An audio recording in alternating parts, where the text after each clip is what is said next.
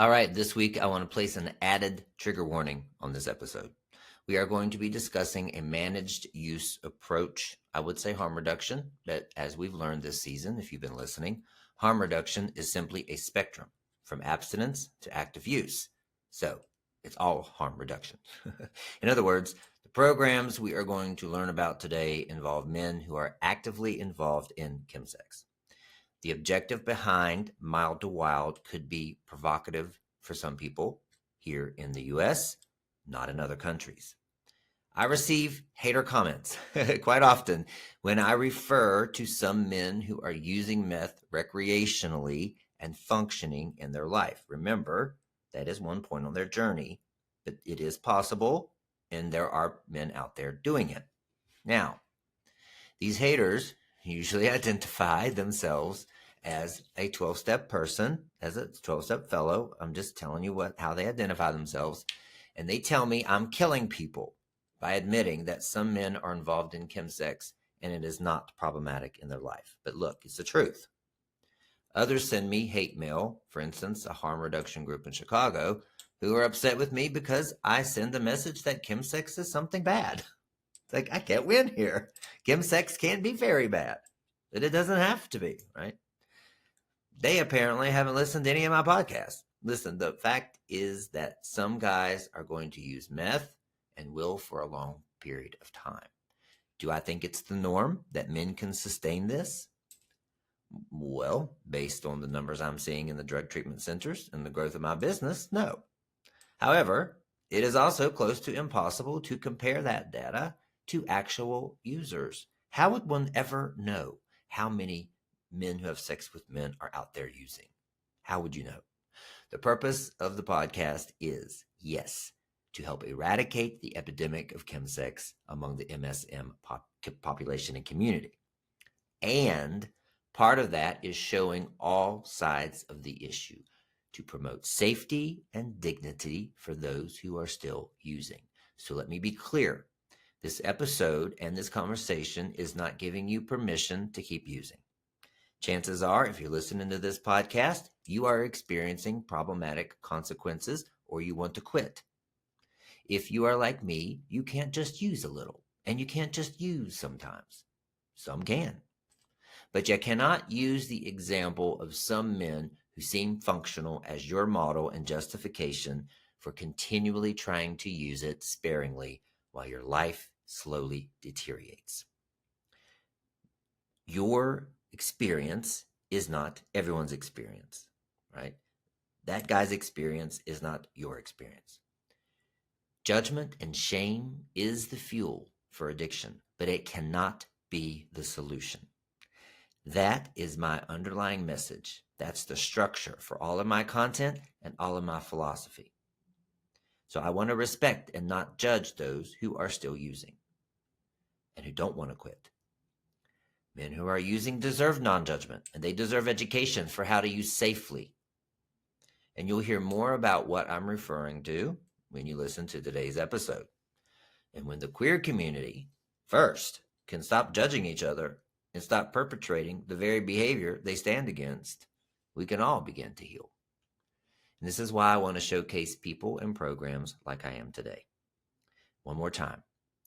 Just because there are some men out there who are partying on a regular basis and have built a community of the same does not give you license to pick back up, especially if it has proven to be problematic in your life. All right, enjoy the discussion. The Aftermath podcast is an outreach tool to help men who have sex with men break free from the addictive patterns associated with chemsex, otherwise known as crystal meth or TINA. I'm your host, Dr. Dallas Bragg, a former crystal meth user, now recovery coach. Here you will find a repository of tools and resources intended to eradicate the epidemic that is plaguing our MSM population. Please note that the views expressed on this podcast are not to be taken as medical advice. Also, we will be talking about drugs and sex, so if you feel triggered to use, stop listening and contact your local emergency system and or your support network. Let's go. All right, welcome back to the Aftermath Podcast. I'm your host, Dr. Dallas Bragg. Thank you for being here. I really appreciate you taking time out to listen to the podcast. If you're a new viewer or listener or viewer, if you are new to the Aftermath Podcast family, welcome. If you've been with us from the beginning, thank you very much. I know you're out there. Some of you contact me and you have the episodes memorized. And that's more than I can say for me, because a lot of times after the episode is done, I forget what we said until I go back and listen. But you guys are really, really, really leaning into the podcast, and I appreciate it. There's not much out there that is talking about this particular subject. So I'm really glad to offer this as a resource for you if you are in the grips of crystal meth chemsex addiction, or want to reduce your use, or you are a loved one of a man who have sex with men who are in the grips of a crystal meth addiction. I do want to say, first of all, that if you've been listening this season, we've been talking a lot about harm reduction. And I just want to specify again, my recovery coaching works with men who have sex with men who want to stop or reduce their chemsex use. Most of the time, stop. But that doesn't mean that that's all I stand for. And so I wanted to present a lot of different viewpoints about harm reduction on here, and also understand that chemsex is not just crystal meth, right? If you're in the UK, you're more used to methadone, maybe. And it could be any type of chemical that you use to enhance sex. And not all chemsex is bad. I am not trying to present this theme or message that chemsex inherently is bad, or you're bad if you participate in chemsex.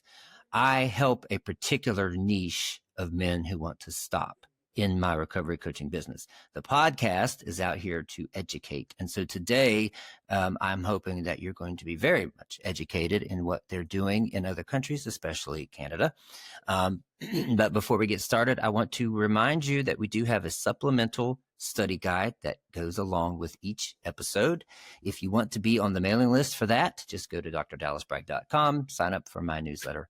If not, you can click on the link in the show notes and you can view it there, but you will have to subscribe to view all of it. If you want to join the free Facebook community, if anybody's still on Facebook out there, we have about 150 members, so there's some people still on Facebook. We have a free community called the Aftermath Podcast, where we talk about podcast episodes. I'll get ideas from you, I get feedback from you, and we also offer different types of support on there for people who need it. We do have a YouTube account where you can watch this podcast, the Aftermath Podcast. If you are searching for the Aftermath, make sure that you pay attention to the autocorrect, because it will change it to Aftermath, and you will get a complete different podcast. Aftermath is so clever that the SEO doesn't recognize it as a real word. So please change it to the Aftermath instead of Aftermath. And if you want to support the show, please rate and review and share the show. Share the promos on your social media. I would really greatly appreciate that, because we want to get it out to everybody who needs to see it. And we did have a record month last month. We had over 2,500 downloads in the month of April 2025. We have grown each month that we've been in existence, and we will continue to do so.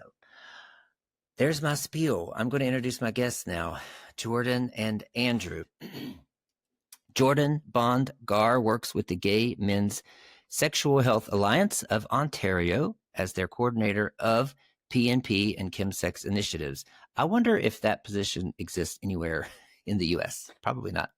It's coming up on his 6th anniversary in this role. He has contributed to a diverse range of projects and initiatives around party and play, both locally and globally, and has had the privilege of briefly being mentored by David Stewart. Oh, nice. Of 59 Dean Street in the UK.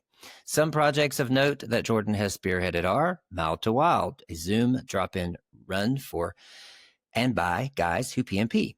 The G Emergency Response, a GHB resource that helps guys identify GHB, respond to a G out, and track their doses easily. And the PnP Field Guide, a resource aimed at those new to the PnP scene. Jordan is motivated by a desire to see guys who PnP no longer imprisoned by shame and stigma, and is grateful for platforms such as this one to share about their work and their love for guys who party. Welcome, Jordan, very much to the show. Andrew Thomas has diverse experience working in harm reduction and sexual health with a special focus on chemsex and PnP. Andrew currently serves as the Harm Reduction Program Specialist for Nova Scotia's Health Eastern Zone. He's previously held roles at Refix Overdose Prevention Site in Halifax and coordinated a needle distribution program focused on PnP at the AIDS Coalition of Nova Scotia.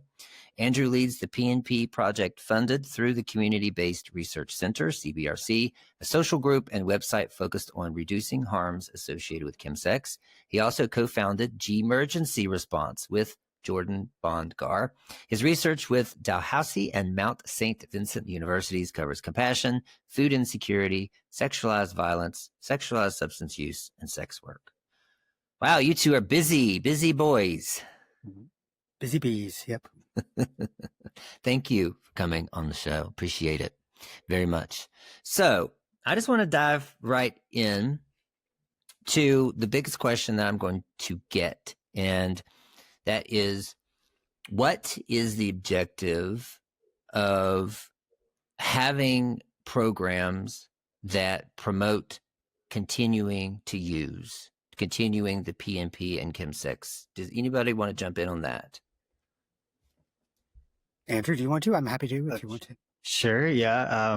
Well, we find that abstinence-based programs and services, a significant proportion of people who use substances might be turned off by that and not access, the supports because of that.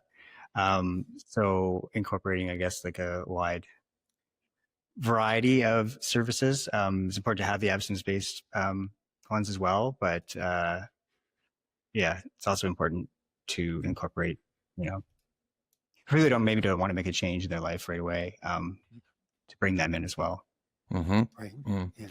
So I heard something said one time, and I brought this up at another harm reduction podcast. This lady, I saw a TED Talk where she said, some people are going to use drugs anyway, right? Mm-hmm. And so if they're going to use drugs anyway, why not help them live, be safer, and be healthier, and be respected? And that the respected part and the dignity part, I think, is what we have a hard time with here in the U.S.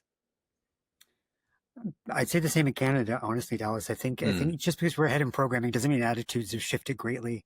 I mean, in the midst of a crisis, a drug toxicity crisis in Canada, people still have prejudice against people who use drugs. And one of our political candidates in our last election ran on a platform that was very anti-drug user, about forced treatment, about drug stigma. So there's still that attitude to combat here, right? We're fighting the fight still. Mm-hmm. So, but you are publicly funded. I am. I know I am. Yes. The Ontario government funds our programming. Yep. Yeah. Interesting. Okay. Well, can you talk to us about Mild to Wild first? Maybe we could go there. And what exactly is that? Cool. Mild to Wild is not only, it's like my baby. I've been working on this project for a long time, in collaboration with a lot of other people who've contributed. It is a drop-in space on Zoom that we host bi-weekly. So every second week we have a Mild to Wild.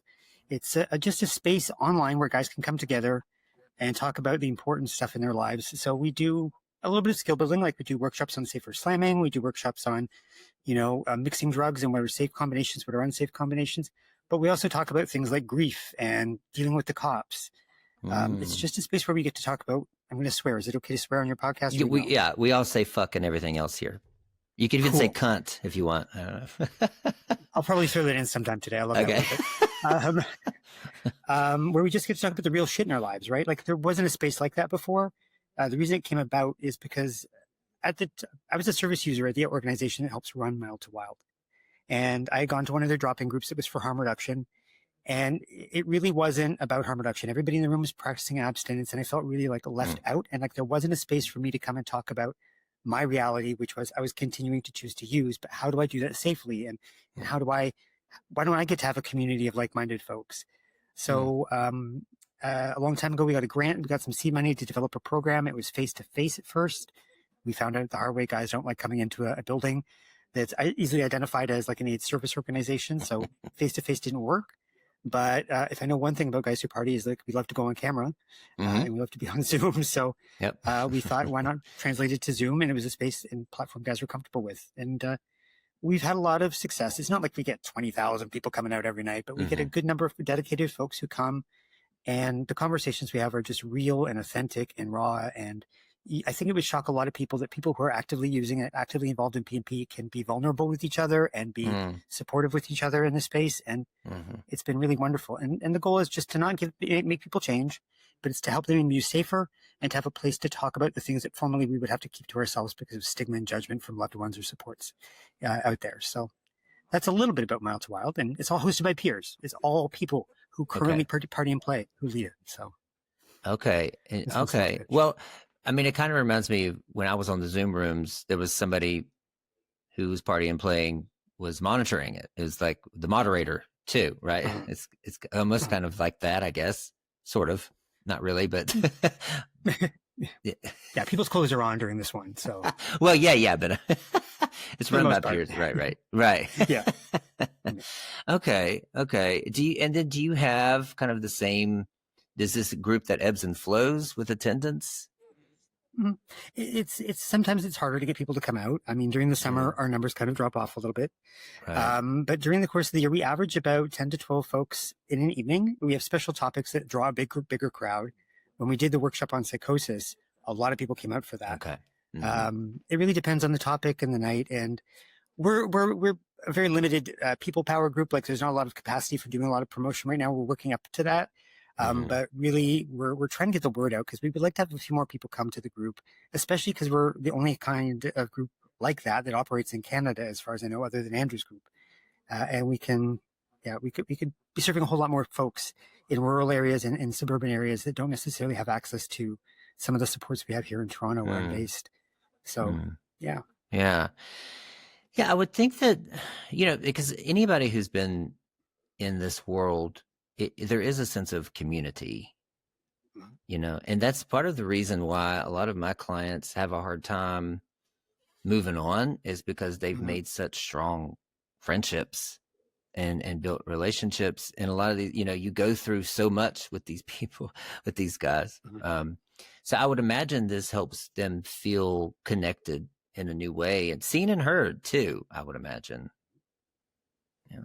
Yeah, I think that's a fair estimation. Andrew, you participated in the group before. Like, do you have any observations as somebody who's come to the group and participated? And I think there's like a lot of, you experience a lot with these people while you're partying, right? It might be some negative experiences or things you need to talk about. And I think there's a lot of validation that comes with Jordan's group. We're speaking about, these topics openly. It's really nice to see people come together, in that regard. Yeah. Sorry, I cut you off. I didn't mean to cut you off. No, go ahead. I was going to say, it's really nice that guys can come together and get to experience each other in a different setting. Like we're close, we're not getting high, but we can still connect with each other. And I think it gives people a little bit of like faith that we can have friendships that are outside of just what we're doing, on Thursday or Friday night or Saturday morning or whatnot. So I think it does help us form new connections that are more lasting and based in different things other than just our shared interest in getting high or negative experiences. You can also talk about both sex and substance use together at these groups, whereas a lot of traditional Narcotics Anonymous or Alcoholics Anonymous, you can't talk about the sex piece, right? Oh, right. Interesting. So how is your group? Is your group similar to that, Andrew? Yeah, currently it's, I think probably on break permanently, just because we don't have capacity to keep running it. But it was in person. And we had, about the same amount, 10-ish people each time. And we'd sit down and have a meal together, which was funded, which is great.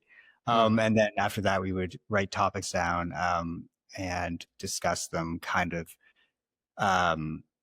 not so much like AA, but sort of in a way. It was a lot more, you could talk about anything, which I think people really valued and brought people together. And then we would end with like a kind of like a group sort of relaxation activity. It might be like deep breathing or something like that. Just to, yeah, it was good. But yeah, we're moving online. Everything's going online now, and it's just going to be a website with all the resources and stuff. Okay. Yeah. And then Jordan, I meant to ask you, can anybody join the Zoom from anywhere in the world, or is it regional?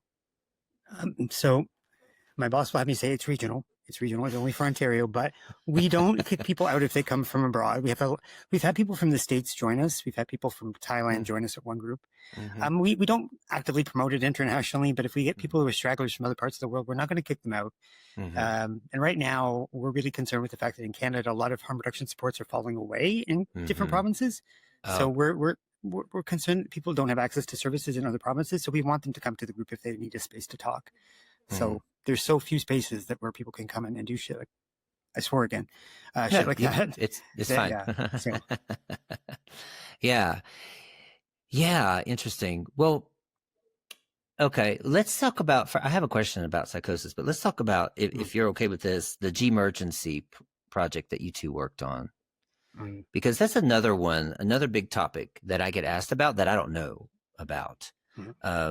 I used G when I was using, but I also like sold it. So I would get it and I knew its potency and I knew kind of, it was kind of a reliable thing. But the thing that scares me now looking back, and I've talked about this in my content, is that we would water it down sometimes based on who we were selling it to, right? Or if we needed more money to make it, last longer, we'd water it down. So I'm thinking, that's why, sometimes, somebody who tries G for the first time at a party or a chill out or whatever we call them, whatever y'all call them, is that the G might be diluted. And then the next time you use it, it could be the full thing, but you use the same amount. That's where it kind of gets dangerous, right? Because you don't know it's not regulated by anyone. Right. So what did you find is the best, if I'm listening to this episode and I what are the basic safety precautions I would need to know for a G-mergency? Ooh, good question. Andrew, do you want to start or do you want me to kick that one off? I was trying to find it funny because not funny, but we always thought, I think 5 milliliters was like the standard dose that everyone seemed to think was, but in actuality it's not. If the G was, pure. Yeah, I forget we found it. Was it 2 or 3? Like 2.5 to 3 milliliters is the high end dose for a lot of places. In Toronto, we've been doing 5, which means we had really watered down G for a long time. But I think the number one tip I would say with GHB is a bottle cap is not a unit of measurement. Do not measure with a bottle cap. Whatever you do, get a medical syringe, the kind that they feed medication to babies with. That's your best friend, because accurate dose is so important.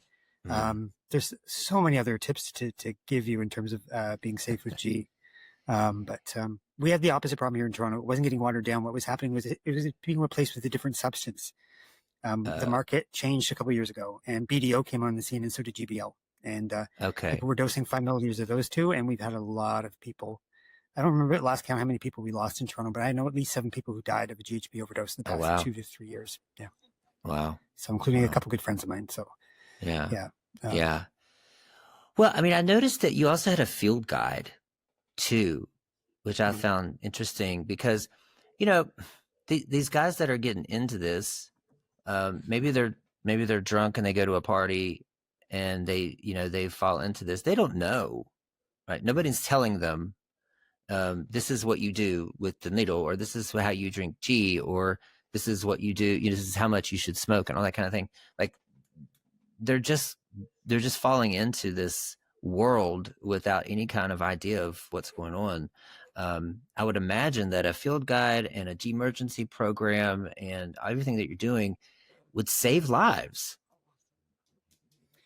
Well, hopefully.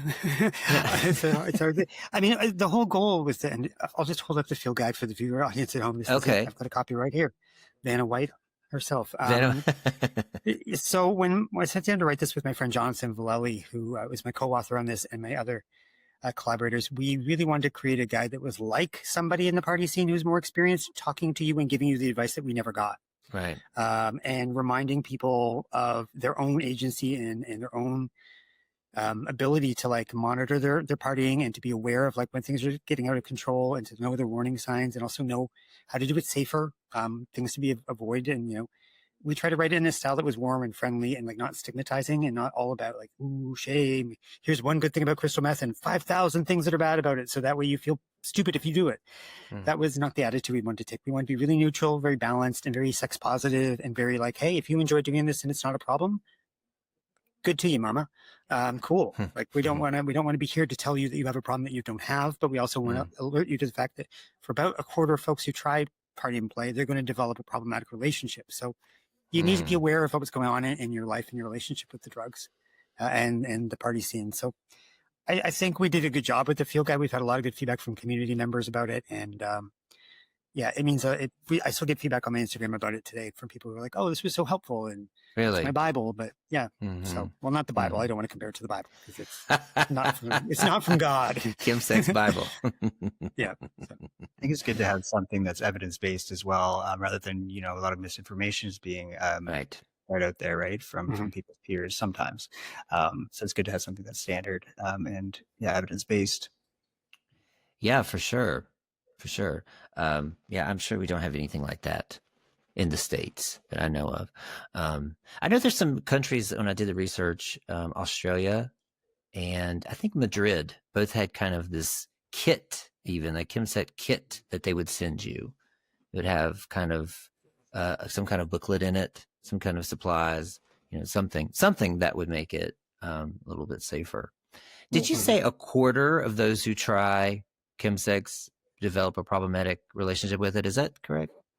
That was the statistic we ran with when we published the field guide. I mean, It's so hard with statistics around PnP to be like, this is the factual statistic. That's right. But we would say a safe estimate was a quarter is what we said, but it could be more, it could be less. I don't know.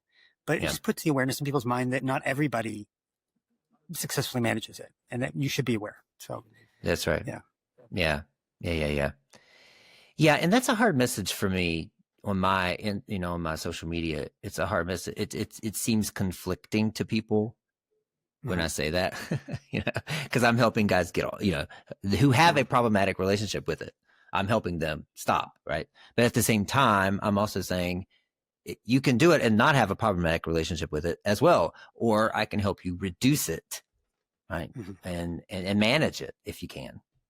I think a lot of people get threatened by that, and I don't mean that in a mean way. I think it can be a scary prospect if crystal meth has ruined my life, and I'm one to talk at various points in my life. I've had a more problematic relationship with crystal and partying. If I've had a lot of damage in my life that's come of that, it's hard for me to hear that somebody else can successfully do what I can't do or I'm choosing not to do. And we tend to universalize our experiences. Like my experiences with it is everyone's experience with it. And we have that confirmation bias that comes with that. So I can understand where it comes from. And I think it can be a very challenging thing to do, especially if you're doing the work that you're doing. But also in our work, Andrew, I think it's probably a challenge too. We upset a lot of people's mentality about what should be done about crystal meth. It's like everybody thinks you should stop it, but not everybody has to. So, yeah. I think there's like a lot of stigma around, there is a lot of stigma around crystal meth, probably one of the more stigmatized drugs. I guess it's kind of it's not something that everyone can manage, I don't think, as well. So it's kind of like, I don't know what I'm trying to say here. A lot of stigma, misinformation around it, but also like the realities are, it is hard to manage drug, I would say. Yeah. I mean, as far as the stigma goes, I would think if you had a group where people were actively still drinking alcohol and wanted to meet, that would be fine. You know, you could still meet in the church basement, probably, right? But I can't see your group. I don't know. You know, I'd see a group of PnP users being, just come on to the church basement or whatever. I just think there's a, right.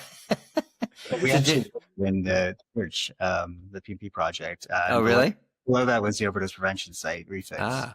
Nice. Very progressive church. I guess so. Very good. Yeah, I love that. Well, what do you see in these groups as far as psychosis goes, are you seeing an increase in kind of permanent psychosis, or how do you help these guys who I get a lot of Zoom calls with guys who want help. They're living in this permanent kind of fear of being watched, of being monitored. They think people are always looking at them, they're living in this state of just constant triggered, like flight or fight. What do we do with that? Like, how do we help? That is $1 million question, and there's so many ways that we could answer that. But I guess it really depends. If it's long-term psychosis, if we're talking about people who are dealing with the after effects that are going on for months at a time, and really there needs to be more professional intervention there, and professional awareness of the long-term effects of crystal meth and psychosis. In the short term, though, like most guys I know have encountered psychosis at a PnP party once in their travels. I know I've encountered it many times. I lost a friend in psychosis who killed himself. So it's an issue that really is like close to me, but we can do a lot to support folks in the moment. If we have the skills to do so. What I have found is that people tend to like be really scared of people in psychosis and assume that they're violent, that they're going to, do something dangerous, because their behavior is erratic. It can be very unsettling to watch, but we make that assumption and then we call 911 and then we get the cops involved. Yeah. And things just go from there. And that's not what we want to encourage folks to necessarily do. We want to give people the ability to take care of each other in community as best they can.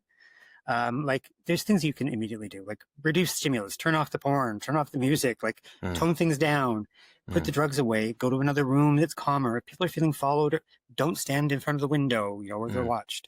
I had that happen the other night with a friend of mine. I was like, let's move away from the window. So that way we're not, if you think the cops are out there, let's get out of their line of sight. Right. Empathizing with people's feelings around psychosis. You mentioned very clearly that people are scared. They're living in fight or flight. Yeah. And that's a scary place to be. Yeah. We tend to think that the person in psychosis is either ruining our high or troubling us, but they're actually very scared. And if we approach them as if we would like a scared child, you would have empathy for a scared child. You wouldn't be like, oh, you're ruining my buzz. You'd be like, you would empathize with that feeling and you would try and comfort them. You wouldn't try and disagree with them. You wouldn't argue with them about whether they had a right to be afraid. You would empathize with them. And when we can empathize with folks' feelings, that's a good starting point for calming things down.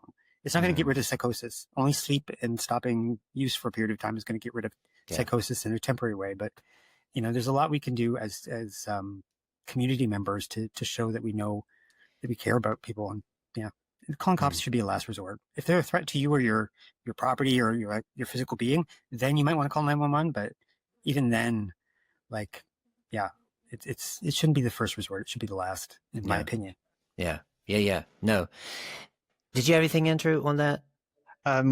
Just to reassure them, and I think calling out their psychosis maybe isn't always the best thing to do. Yeah. But you can say they gotta leave you're seeing that, but I don't see it right now, but maybe it is happening, kind of, not calling them out directly that, hey, you're in psychosis, but maybe there are some times that might be appropriate. But yes, empathy and just kind of sitting with them and reassuring. Yeah. It's, I think that to me is one of the benefits of what you're doing is helping men kind of prepare for that, because, what I've seen, and it's been a while since I've been in it, but what I've seen is you're all ramped up, you're ready for a night of fucking, right? And then the guy goes into this psychosis and you're pissed, right? You're upset, you're mad. He's killing the buzz, he's cock blocking, he's doing all the stuff. And they get made fun of, or they get mistreated, or they get kicked out. I think kicking somebody out while they're in psychosis is probably the worst thing you could do, isn't it? I would say so, though. I am guilty of having done that once, but that was because the person was a threat to my physical safety and they could leave. And I tried everything in my power to get them to stay, but it's not a good thing to do. Yeah. I mean, there's some guys I've talked to who are traumatized by the way they were treated while they're in psychosis. And it was like added shame to what they were already doing. So interesting. Yeah. Interesting. Okay. What other projects are you working on right now that we could look forward to? Ooh. I'll defer to Andrew because I got to come up with my mental list of projects we're working on. What would you like to see, Andrew? What would you like to see coming up? Like, what is something that is on your wish list? Stimulant safer supply, kind of as like a routine consideration, I guess, or intervention, which is not here yet. Some places they do, but hard to access. That's one thing that I'm trying to work on anyway through my health authority job. And yeah, just I guess the website, we're putting all the information up there so that it can be a kind of living document, I guess, in a way. Yeah. And the website will be what your group can meet through? I don't think it'll be a social group anymore. Okay. I don't have capacity, but it'll be like all the, there's a lot of information that we've compiled. And it'll be some maybe service provider training on there, that sort of thing. Yeah. Was considering doing it online and kind of modeling Jordan's, but we already have the Mild to Wild. So Right. yeah. Right. Yeah. Okay. What about you, Jordan? What would I like to see, or what? Yeah. What would you like to see? What's your dream Well, there's list? a What's lot your of things wish I'd like list? to see. I support Andrew's thing around safe supply. I would actually really love to see an end to the closure of harm reduction spaces in Canada, because right now we're dealing with that, and an expansion of services. I would love to see a national or provincial PnP curriculum instituted for healthcare providers and service providers, where they could Ooh. go and access standardized training to work with the population of folks at PnP. Oh, I love that. Really love that. Yeah, and I would love to see Maltwell take over the world and have more offshoots and more folks coming together. And there's a lot of stuff I'd love to see, but I mean, slow steps. I mean, we're doing. I think when I was reflecting before this podcast, all of the things we're doing, like Andrew and myself and other colleagues across Canada that I've worked with, and who are also people who have lived experience. There's a lot of good stuff happening, and to be grateful for that, because a few years ago I could never have imagined having a role like mine, much less getting to do it full time and somebody paying me to do it. And the only expertise I needed to have was using drugs and being a slut. So that's my joke. I have more expertise than that, but so got that down pat, huh? Oh yeah. Yeah, I had Party Wise on here from Los Angeles. Similar to what you're doing there. It's, if you're going to party, do it wisely, I guess is their phrase there. I think they're doing something similar. So if somebody wanted to expand Mild to Wild, could they contact you if they were an institution in the U.S.? Yeah. 100%. We don't have any trademark on it. I'm happy to share the idea, and people can adapt it as they see fit. So, yeah. Yeah, good. What am I missing here? What am I not talking about that I should, or that you wish we could have? These are really good questions. I was missing. I mean, I just, for the record, I've enjoyed listening to your podcast. I've listened to a few episodes over the past couple of days to prepare, because want to know what you're getting into. Yeah, right. But it's interesting. When I first encountered your work, I thought, okay, this person's just about abstinence, and you seem to be very open to different perspectives, which I value. I think I'd like to see more people engage with that kind of thing, because right now there's such divisiveness around harm reduction and abstinence. And I don't know how it is in the States. I know you guys have a lot less in terms of harm reduction work there, and a lot more institutionalized abstinence, and that's where we're moving to in Canada right now, which is what scares me. But I wish more people had that broader mindset and that open-mindedness that we talk about in a lot of programs, but don't always practice in a lot of programs. But open-mindedness around harm reduction, because it's really just part of a spectrum. There's no difference. Abstinence is just the most extreme form of harm reduction, or the most final form. It's and sometimes the most straightforward for a lot of folks, because you don't have to worry about managing substances. You just don't do any of them. But it's all part of the same spectrum. And I'm not at war with people who are in recovery, and I hope they're not at war with me, because we all care about the addict who's suffering, so to speak. So, Yeah. Thank you for that. Because I was telling Andrew before we came on, is I'm really doing this to learn. I'm really diving in to learn more about this and want to help, because there is this, there's a culturally accepted idea here that you have to be abstinent right away. And it's almost in particular with meth recovery, it's proven that you're going to relapse more than some of the other substances. And so just requiring abstinence or else just adds this unnecessary shame and guilt onto somebody who's already covered in it. Right? It's from so many other factors. If you think about being gay and being a drug addict, quote unquote. I hate that word. I don't use that term, but I'm just saying that's what they're called. And then of all drugs, meth. And then if they have HIV as well, you have all this thing. And then you're brought to this group where you say, you have to quit right now, or else we're going to make you do a walk of shame in front of all of us, every time. Yeah. It's just it's got to go. Yeah. You said the walk of shame, and I just had visceral reactions of like going up and picking up a white key tag and how much I hated doing that. I was like, I knew everybody was talking about me too. It's like they say that they don't gossip, but people gossip about that. And then people look at you differently, and it's like I just never valued that. I was so like it felt like humiliation to me, and that's not what I needed to get better. So that's right. That's not part of our plan for folks. We don't shame anybody at Mount Wild. It's not like you come in, you don't use drugs, and we shame you. It's like no, I use drugs. Right. Yeah. Yeah. Because I mean, like you said, if it begins to negatively affect your life, then of course you want people to stop, or get it under control or whatever. So, because I also volunteer for Controlling Chemsex out of the UK, out of London, and I'm a key worker for them. And they set the goal. Like if they come in and they say, I just want to control it, then we help them do that.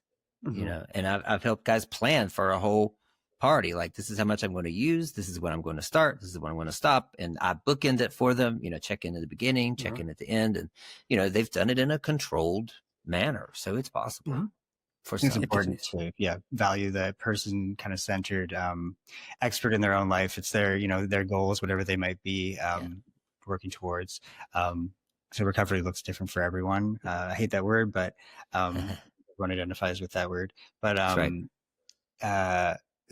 important to note that abstinence is kind of, harm reduction does recognize abstinence as a piece of it, right? That for some people, so they're not at odds at all.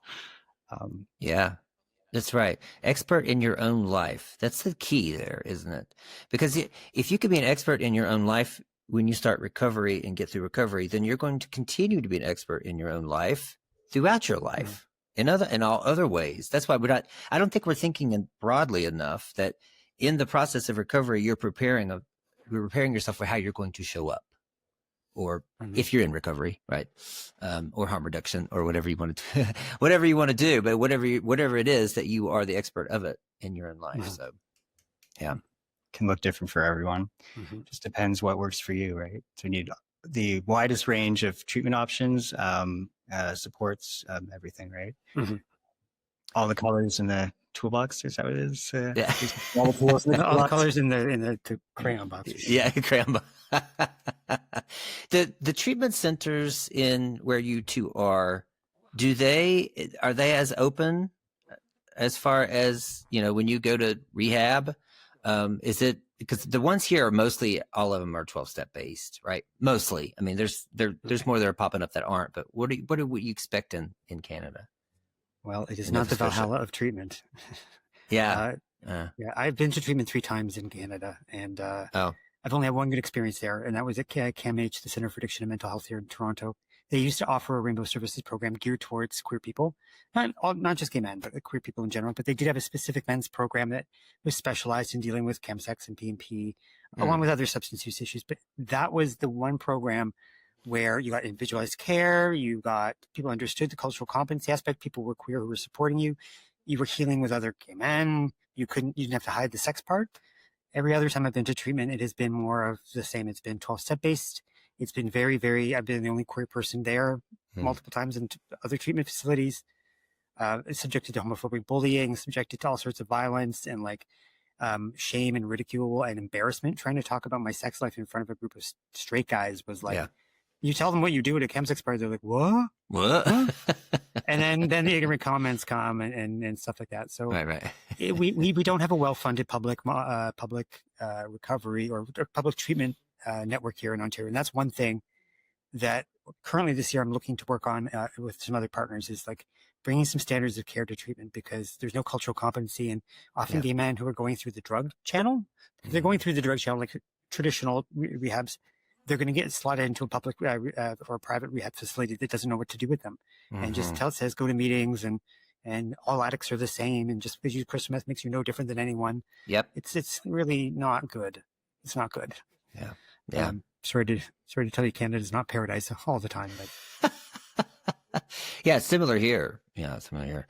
I call around to treatment centers sometimes, and I like hearing the response about, addiction is addiction, no matter what. And, gay, straight, you're all the same. If you're addicted to crystal meth, you're addicted to crystal meth, we treat you just the same. And I just feel like you're just missing out, because there were so many gaps when I went through treatment. It's just so many gaps as well.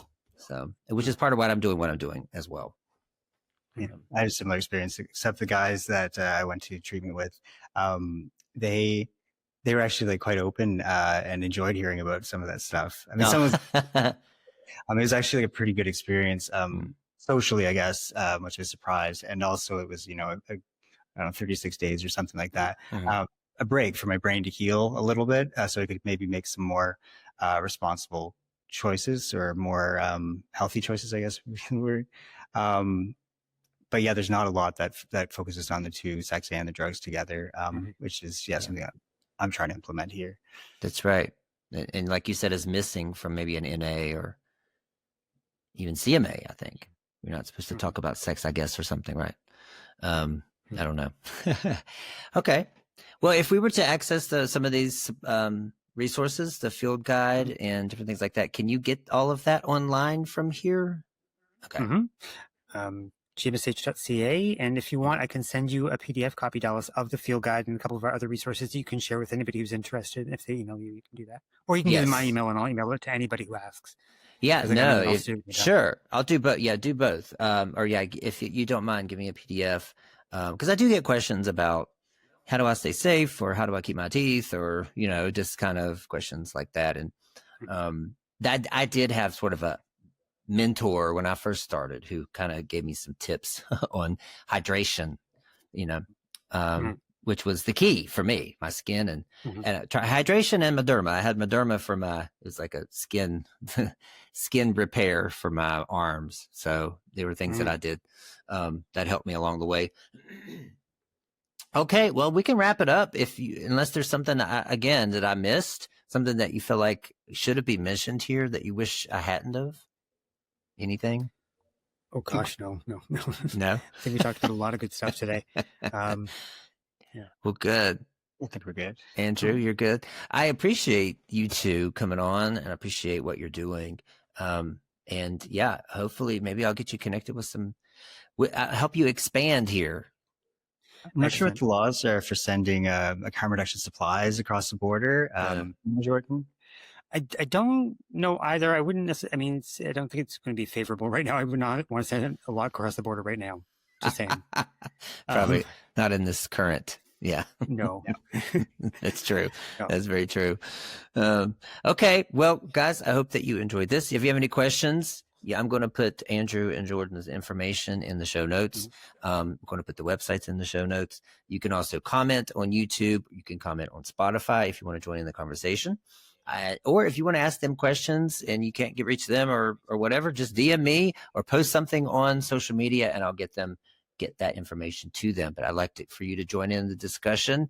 I'd like to hear what you think about this episode.